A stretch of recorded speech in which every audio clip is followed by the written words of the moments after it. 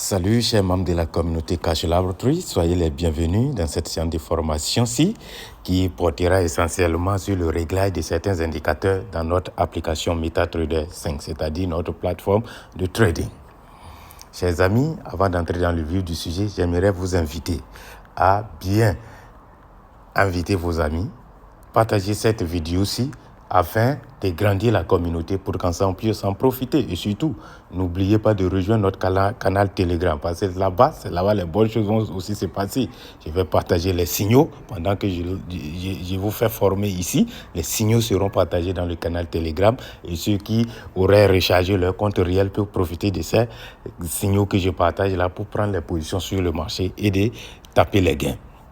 Pour nous rejoindre donc, voyez dans la description de la chaîne YouTube aussi, ou bien la description au niveau de cette vidéo-ci, vous allez voir le lien Telegram, cliquez là-dedans et puis rejoignez-nous sur le canal Telegram. Alors sans plus tarder, nous revenons à nos temps pour partager les informations sur comment est-ce que vous allez régler certains indicateurs sur votre plateforme de trading. Notamment aujourd'hui, nous allons parler des moyennes mobiles et puis de RSI. Le RSI, c'est le Relative Strength Index. Ces deux indicateurs-là vous permettent de prendre les décisions les plus optimisées et les plus efficaces et mieux comprendre la tendance du marché.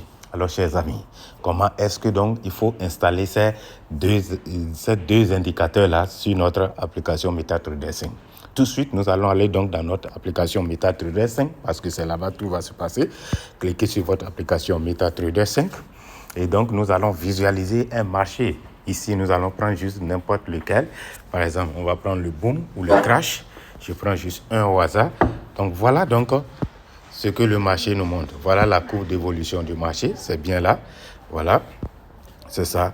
Je vais maintenant placer la moyenne mobile. Pour placer la moyenne mobile, ceux qui utilisent Android, tapotez juste l'écran de votre téléphone et puis vous allez voir un cercle rond qui va s'afficher. Pour nous qui utilisons ici les iPhones, il suffit de voir. Quelque part, c'est écrit F en haut de votre téléphone. Lorsque vous utilisez Android, que vous tapotez votre écran, le cercle qui s'affiche là, regardez là où c'est écrit F. C'est genre fonction F. Maintenant, pour ceux qui utilisent iPhone, regardez F sur l'écran de votre téléphone au sommet. Ça au sommet en haut. Vous allez voir ça, vous cliquez là-dessus. Quand vous cliquez sur le F, une fenêtre va s'afficher et vous allez voir Main Window, fenêtre principale. Cliquez sur le plus qui est à droite. Quand vous cliquez sur le plus qui est à droite, vous allez voir beaucoup de choses qui défilent. Dans la liste, cherchez Moving Average ou bien moyenne mobile. Vous cherchez ça. Moi, je l'ai déjà trouvé ici. Je clique là. Et donc, ça me permet d'ajouter donc la moyenne mobile. Je ne sais pas si vous voyez ça. Donc, je vais ajouter. Je vais ajouter, par exemple, en premier, je vais ajouter la moyenne mobile 20. Donc, vous réglez la période. Ici, on est en train de faire le réglage de la moyenne mobile simple. C'est ça qu'on est en train de faire. Vous voyez, c'est là, vous réglez simple et vous mettez 20. Est-ce que vous voyez ça? Maintenant, vous réglez la couleur. Par exemple, ici, level, je regarde level. Maintenant, ici, excusez-moi. Nous allons maintenant régler la couleur qui est ici, le style.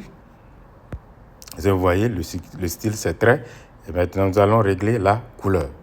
Essayons de régler la couleur. Quelle couleur on va choisir pour ça? Choisissons peut-être la couleur bleue.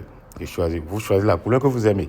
Donc, lorsque vous choisissez la couleur, une fois que c'est fait ainsi, maintenant, vous placez quoi? Done. Est-ce que vous voyez ça? Vous voyez ça? C'est déjà venu.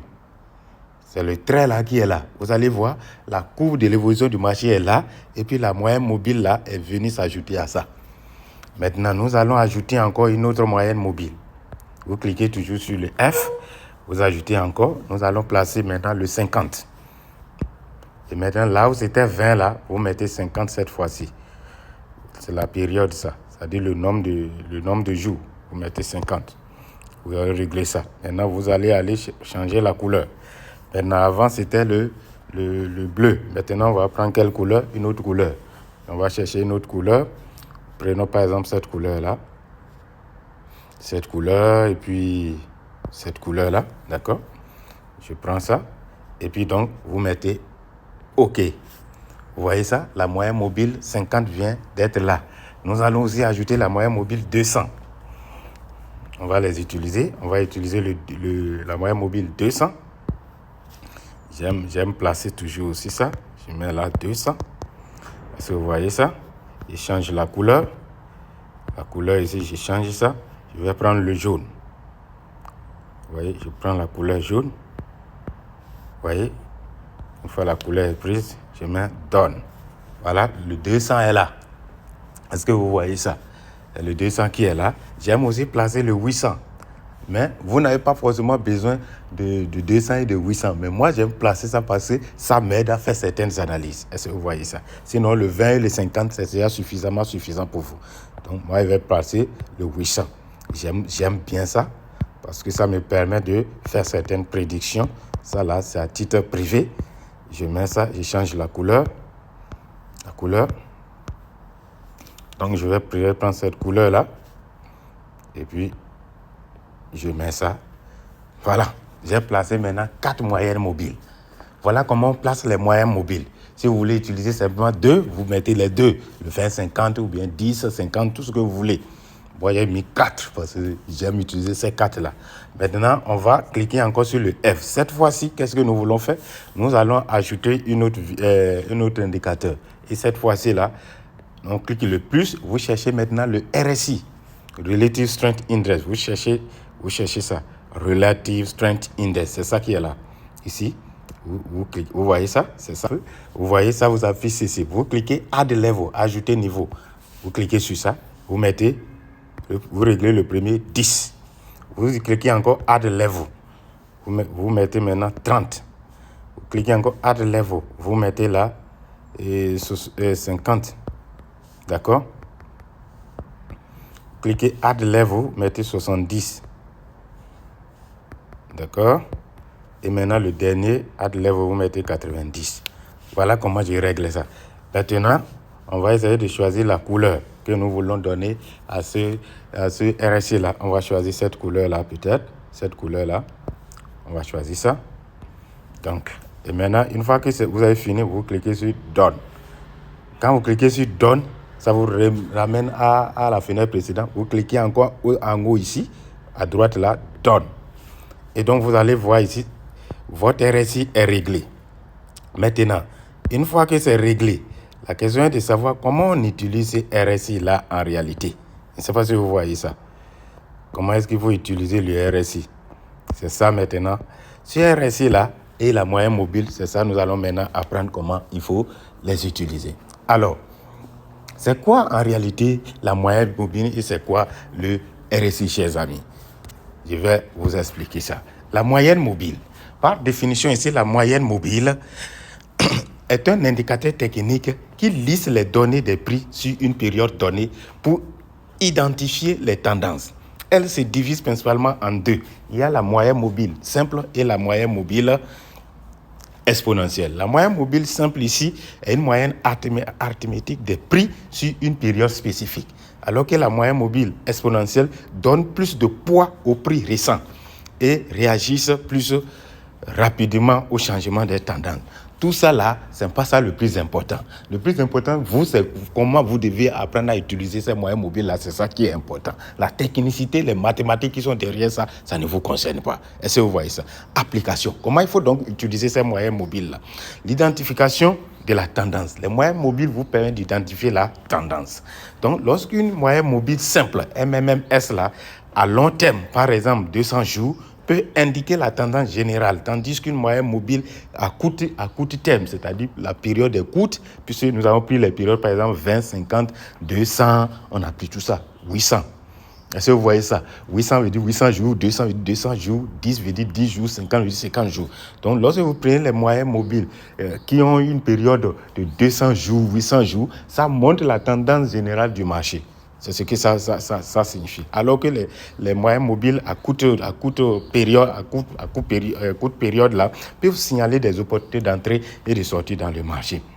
Est-ce que vous voyez ça? Ça peut vous permettre aussi d'évaluer les traversées. Est-ce que vous voyez ça?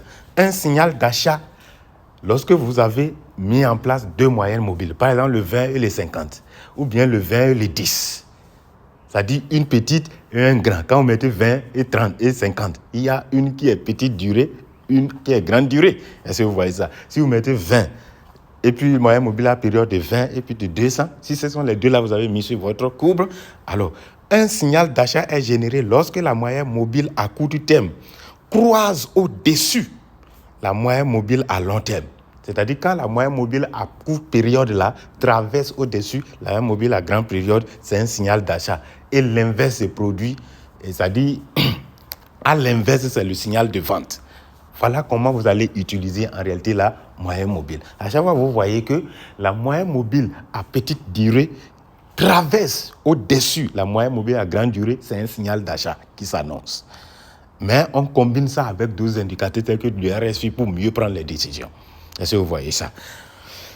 Maintenant, le Relative Strength Index, par définition, le RSI, c'est un oscillateur qui mesure la vitesse de changement des mouvements du prix.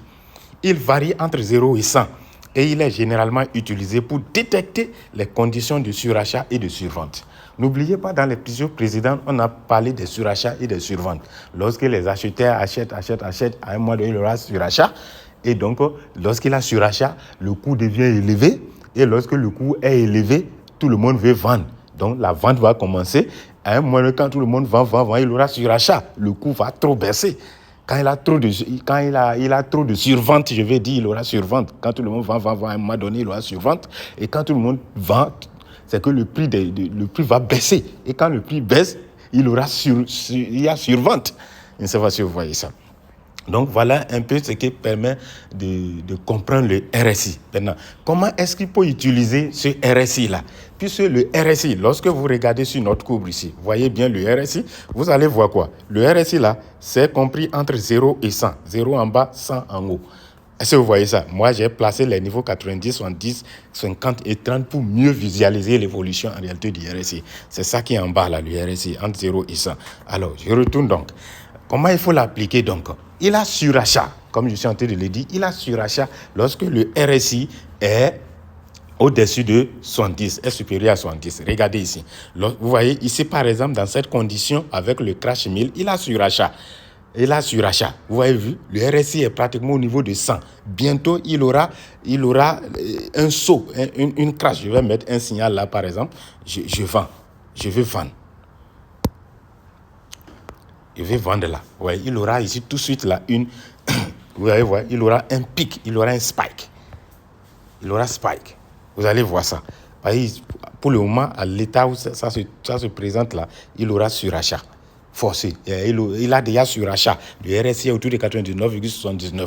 Donc, si vous remarquez ça, la probabilité est forte qu'il y a ce qu'on appelle un spike. Il aura un saut brutal lorsque vous êtes avec les booms et les crashs. Donc, ce sont des signes qui annoncent que vous devez placer des ventes.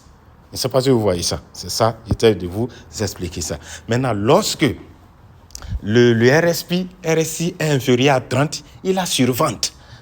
Je ne sais pas si vous voyez ça. Lorsque c'est supérieur à 70, il a surachat. Quand c'est inférieur à 30, il y a survente. C'est ce que je dois dire.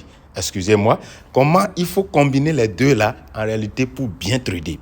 Il semble que j'ai inversé. Un signal d'achat.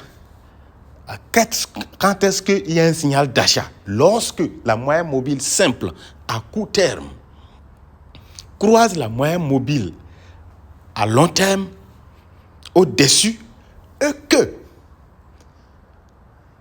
et que le RSI est en zone de survente, c'est-à-dire inférieur à 30, c'est un signal d'achat qui est là. Vous devez vous apprêter pour mettre les bails.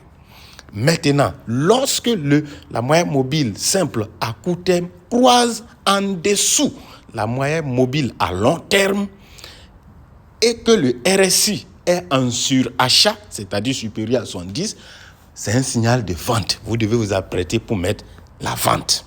Donc, en utilisant donc ces indicateurs-là, vous pouvez optimiser votre trading et mieux prendre des positions. Chers amis, membres de la communauté, voilà brièvement ce que j'aimerais vous montrer aujourd'hui. La vidéo ne serait pas longue. Donc, essayez d'appliquer ces informations-là sur votre interface et vous allez voir. Ici, comme je l'annonçais, la probabilité est forte qu'il y ait maintenant un pic. Il aura un pic J'en suis certain qu'il aura un pic ici. Vous allez voir d'ici peu de temps, il aura un pic. Pourquoi? Parce que c'est déjà essoufflé. Le RFI est à 99,85. C'est essoufflé déjà. Ça va spiker d'ici peu de temps. Et puis, vous allez remarquer que c'est un outil qui vous permet de bien trader, chers amis. Alors donc, voilà ce que j'aimerais vous montrer. On garde le contact, restez scotchés, rendez-vous au sommet. Et surtout, n'oubliez pas de rejoindre notre canal Telegram pour prendre les signaux et aussi de partager, d'aimer, inviter vos amis pour former une bonne communauté de traders. Votre frère.